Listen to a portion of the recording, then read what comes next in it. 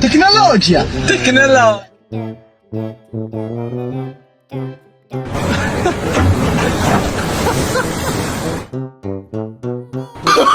Oh, no, no, no,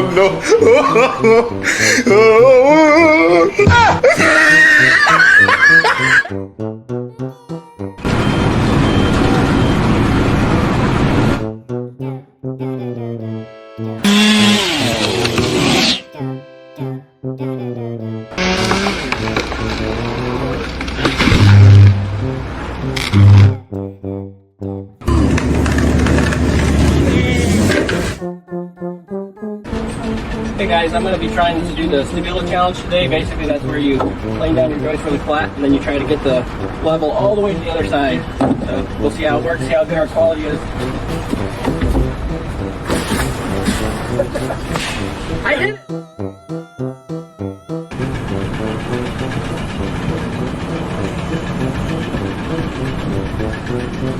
你上大车上，我按绕着做个事。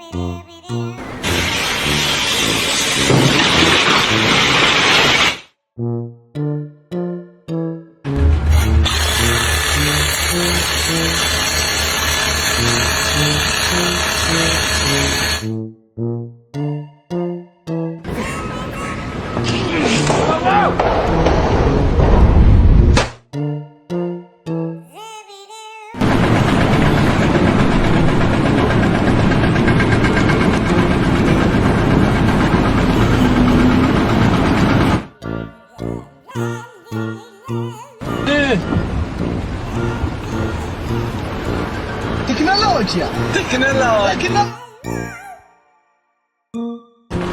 Allô?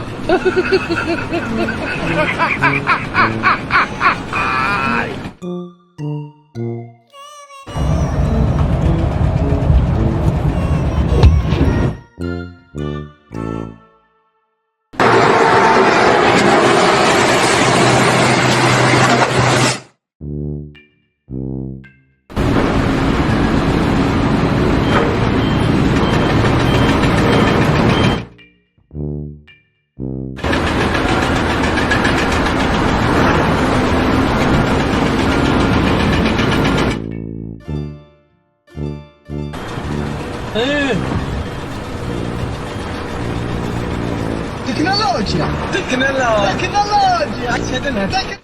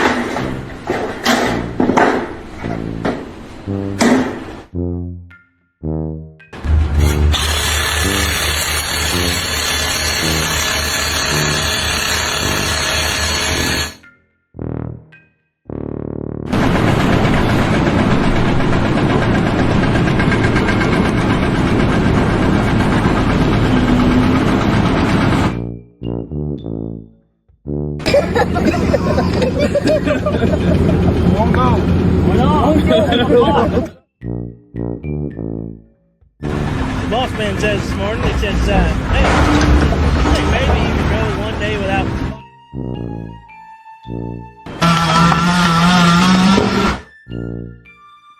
A lo que yo vine fue a esto.